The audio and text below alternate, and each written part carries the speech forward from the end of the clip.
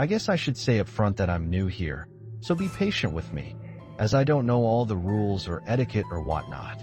A friend of mine linked me to this board after I told him the story and showed him the materials I'm about to share with you. He thinks some of you will appreciate it, but to be honest, from where I'm sitting, this site seems more like a haven for idiots than a serious, paranormal image board. Whatever. I'm motivated to share this stuff and need to do so anonymously, for reasons which will become clear. Technically, I'll be breaking the law, but if I understand how this place works, this thread will disappear in a day or so anyway. Here's the deal. I am a production editor at a small independent publisher in the US. I won't say which or where, so don't ask, as I'd like to keep my job. The pay isn't that great, but it's an easy gig, and I like the people I work with. A lot of what we publish are what you'd call coffee table books. The kind people flip through when they're bored, but almost nobody ever reads cover to cover. Bland pictorial histories of certain cities or states that sell well in regional gift shops. The occasional book of maps or a biography. A few museums outsource their gallery catalogs to us. That kind of thing. The work is boring, but it's steady and we get enough jobs and our books make enough money to stay afloat, which is a lot more than most small presses can say these days. Because we've been around a while, our name is somewhat known to history buffs and people who think they're an expert on such and such town in nowhere, Idaho, or some esoteric topic nobody really cares about. We get a lot of unsolicited manuscripts from people that really shouldn't be writing books, and unsolicited CDs full of photographs from people that shouldn't be taking pictures.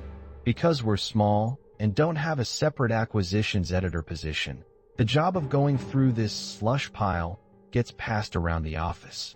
Very rarely, somebody will find something worth pursuing and pitch it to the rest of us, but our senior editor/publisher gets the final say. For the last 9 months, I've been working more or less nonstop on a book that everybody at the office was pretty excited about. Our copy editor found it during his turn with the pile. An old guy I won't name had contacted us out of the blue and offered us the chance to publish his rare archival photo collection, provided we treat the subject matter with the respect and seriousness he felt it deserved. To use his term, and what was going to be the book's title, the photos were all anomalies. That is to say, they depicted something out of the ordinary or otherwise inexplicable, something that usually had an equally interesting story to go along with it. Most of them were from the first half of the 20th century. Like I said, it's not the kind of thing we normally publish, but the few samples the guy sent in with his pitch letter were pretty compelling, and once we had seen the rest of them, heard a few of the stories, and realized that none of these pictures were widely known, we knew we had something that would get people's attention. The format was going to be simple and classy, with a lot of white space and breathing room. Each photo would appear as a high-quality print on the right-hand page, followed by a blank left-hand page, and then a couple paragraphs to caption each photo on the following right-hand page. From the very beginning, the guy was a nightmare to work with, and the job took forever because he refused to send in more than one document at a time. He would send me certified mail, I would get it, scan it, and mail it back certified, and only then would he send the next one.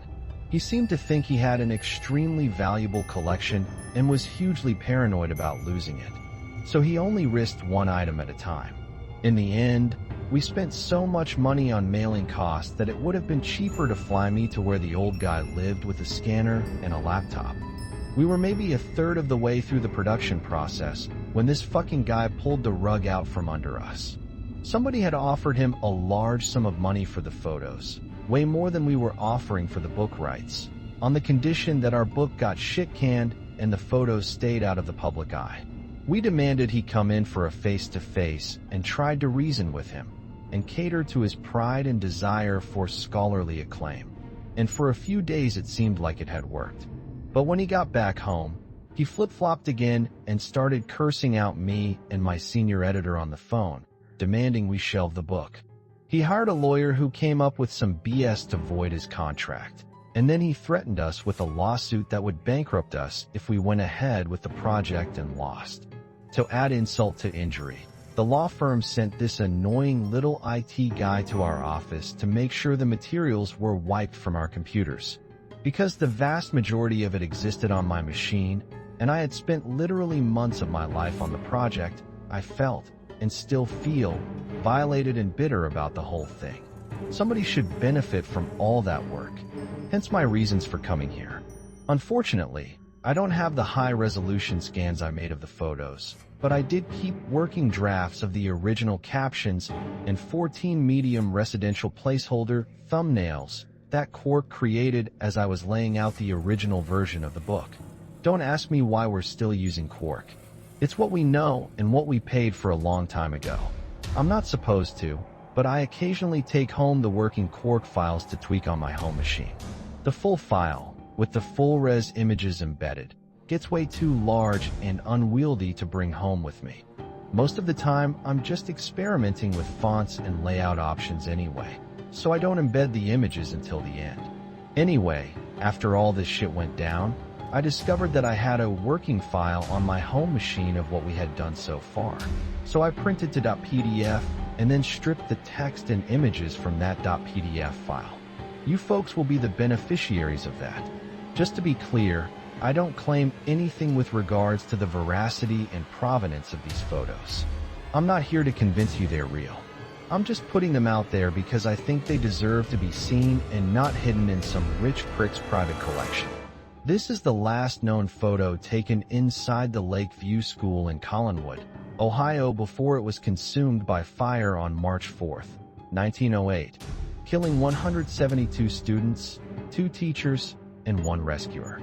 The fire started when a ceiling joist ignited from a nearby steam pipe. Flames blocked escape routes, leading to panic and a stampede that trapped a large number of victims in a stairwell, where they were cooked alive. Additional casualties were incurred when burning students jumped from second and third-story windows. Everyone in this photo perished, except for Mr. Olson, seated at the far right in the back row. The spectral artifacts in the photo remained unexplained. Charlie Noonan's last interview. Charlie Noonan was an amateur folklorist who traveled throughout the South and Southwestern United States during the early years of the 20th century, collecting tall tales and stories of the supernatural. According to his wife, Ellie, Charlie was told a story one day by an Oklahoma farmer about a strange woman who lived alone on an isolated property in the Panhandle. The farmer claimed the woman was not a woman at all, but something else, something that hid its true nature beneath a headscarf and was never seen without a large dog by its side. Noonan was apparently intrigued enough to try searching for the woman during one of his research road trips. He was never seen again. Ellie Noonan was later contacted by a Tulsa pawnbroker who remembered reading about her husband's disappearance in the papers after finding his name engraved on a camera sold to him by an itinerant. The pawnbroker returned the camera, and Mrs. Noonan had the film inside developed in the hopes of finding a clue as to his whereabouts. This was the only photo on the roll. Unfortunately, neither the location of the property nor the name of the farmer who told him the story was recorded in Noonan's notes. This prophetically torn photograph depicts a regimental color guard of the Union Army, 1 month before they marched into battle at Antietam, September 1862. The gentleman on the far right, named John Olsted, had the right side of his face and right arm blown off by cannon fire at the start of those hostilities. It is unknown exactly when the damage to the photo occurred. Edouard Martel was an unsuccessful French photographer and inventor who traveled throughout the U.S. during the first 2 decades of the 20th century, trying to drum up interest and investors for a device that added timer and automatic exposure features to Kodak's popular line of folding Brownie cameras. During his travels, he took thousands of automated photos to test and refine his invention. Often he would wake up early, set up a hidden camera in an inconspicuous spot on the streets of whatever city he happened to be in, and then walk to a nearby cafe or bar so that he could capture candid scenes of daily life to remember his travels by. The best of these photos were selected for Martel's one and only gallery show in Paris, 1924. Unfortunately, Martel died penniless and unknown in 1955, and it was left to his daughter Jean to sort through the boxes and boxes of photos he left behind to see what should be kept and what could be discarded. During this process, she came across this photo, taken in New Orleans on the morning of October 28, 1919, a few hours before Martel boarded a steamer ship and returned to France. It turns out that Martel hated motion blurs in his photographs because he thought they would reflect badly on the speed and accuracy of his lens mechanism. This prejudice made him cast aside and overlook what was probably the most important photo he ever took. What makes this photo so special? The night before it was taken, the notorious and still unidentified serial killer, known only as the Axeman of New Orleans, had committed his last murder, hacking Mike Pepitone to death in his bedroom, and then fleeing the scene just as Pepitone's wife was discovering the body. Could this be him returning to his residence? It's impossible to say, but if it is, the image appears to belie the legend, based on the shaky testimony of Pauline and Mary Bruno and prevailing prejudice of the time, that only a black man was capable of such savagery. This photo was taken in 1895 by an amateur spelunker/photographer named Orrin Jeffries while exploring an unmapped section of Grand Caverns in southwestern Virginia. At the time it was taken, Jeffries was conducting photographic experiments, using super long exposures to see if anything at all could be captured in the total absence of light, otherwise known as cave darkness.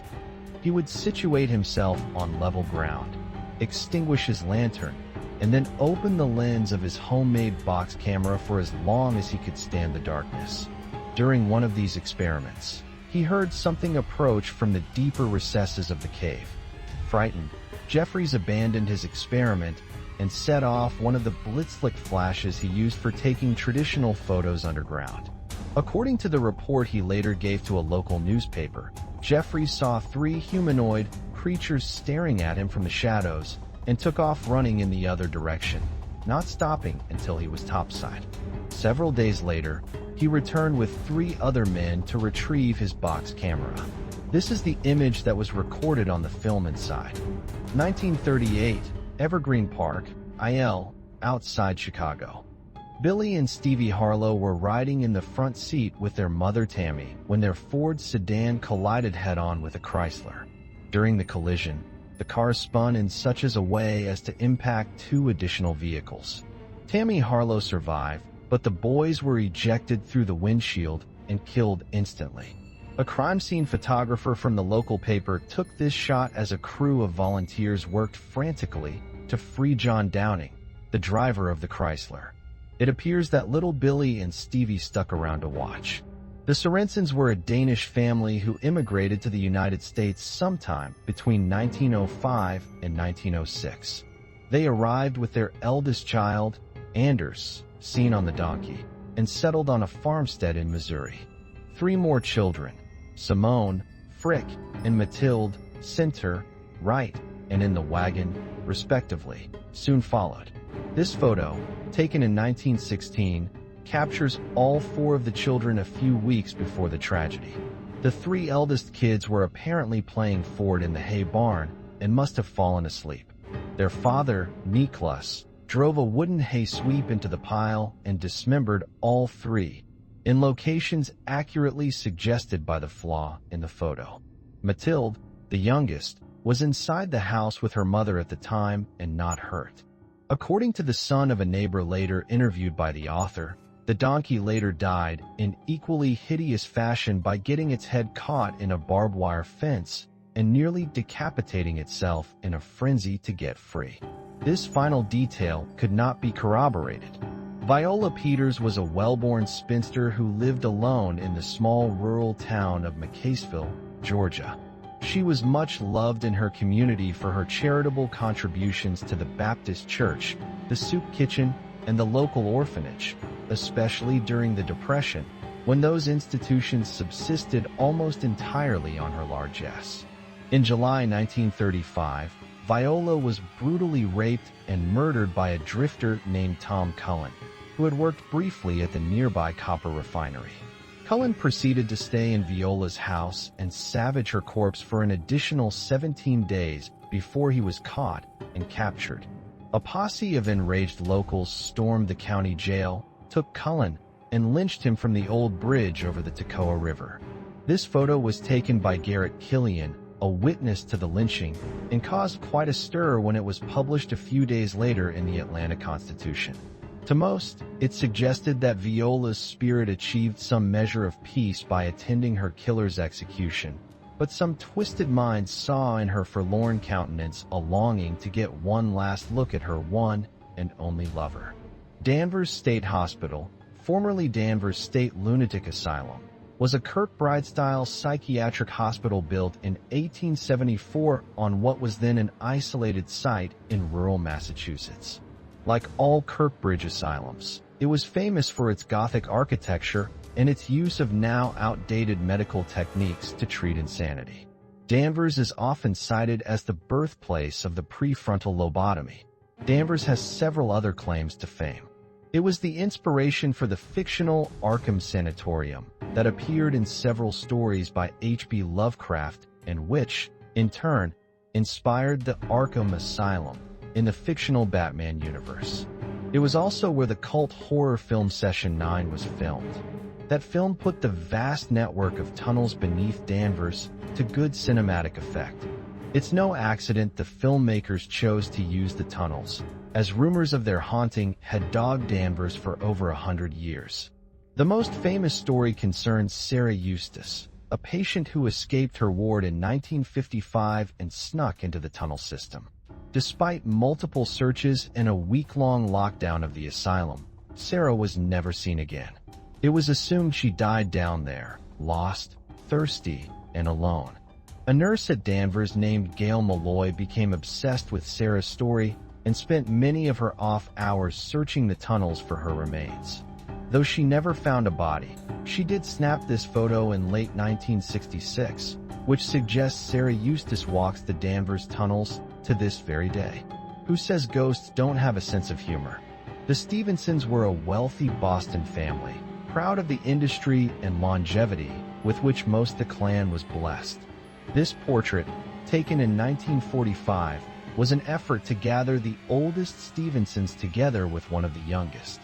Amelia Center, aged 102, was granted the honor of matriarch, while little Ophelia was the token child at 18 months.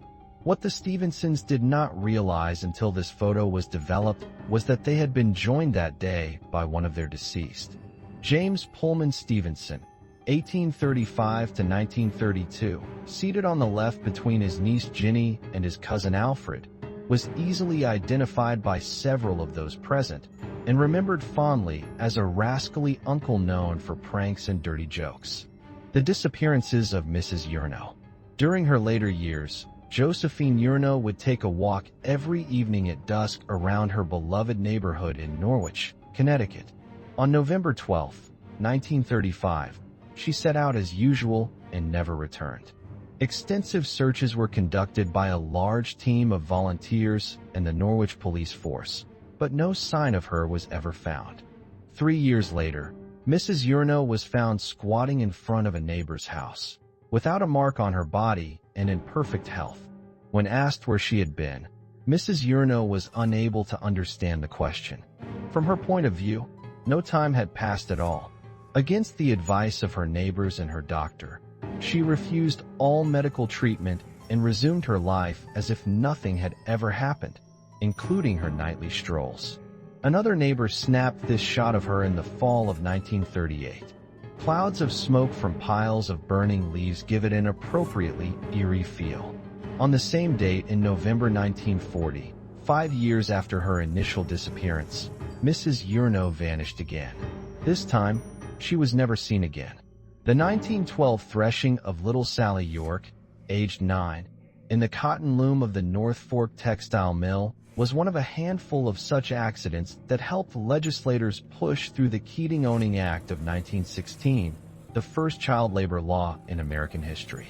From the time of the accident until the mill's closing 4 decades later, workers consistently complained of cold spots, strange noises, and sudden taps on the shoulder when nobody was near. The mill's foreman never paid these complaints any mind until this photograph surfaced in 1932. It was taken by a traveling photographer named Benny Johnson, who promptly sold it to the North Fork Gazette for an unprecedented $10. The mill had shut down for the Christmas holidays and was empty at the time.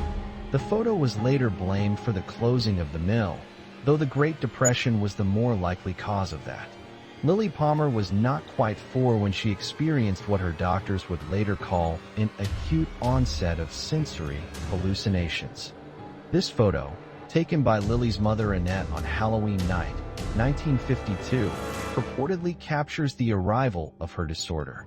Lily and her Filipino nanny were setting out for a round of trick-or-treating when the child suddenly screamed and began to claw at her eyes. It was some time before she was calm enough to speak, but when asked what she saw, Lily repeatedly spoke about things crawling in her eyes. Several days later, while unsupervised in her bedroom, Lily punctured both of her eyes with one of her mother's knitting needles. After receiving medical treatment, she was evaluated and committed. She remained institutionalized for the rest of her life, first at Bellevue, on the east side of Manhattan, and later at the Rockland Psychiatric Center in Orangeburg, where she remained until she died of a heart attack in March 2001. A call to one of her former caregivers at Rockland confirmed that Lily's episodes were most traumatic on and around Halloween night. But for the majority of her life, she could be heard begging and pleading with the staff to help her get these things out of her eyes. This is one of several famous photographs taken of the first ever nuclear detonation. Conducted by the U.S. Army on July 16, 1945, in the White Sands Proving Ground, located in the Jornada del Muerto Desert, about 35 miles southeast of Socorro, New Mexico, the setting off of this implosion-designed plutonium device, the same method used in the Fat Man device dropped on Nagasaki, ushered in the atomic age and the eventual arms race between the United States and Russia. Only a handful of people were aware that this photo was cropped before it was ever released to the public, and they are all now dead. One of them was the original photographer, who gave the author a copy of the original on the condition that it be kept out of the public eye until such a time that the citizens of the world could handle the ramifications of what it depicts. The author remains uncertain whether this criteria has been met, but given that he likely owns the last extant copy, he has decided his responsibility rests with the truth. Written by Rambitas, originally uploaded on December 14, 2012. Content is available under CC by SA.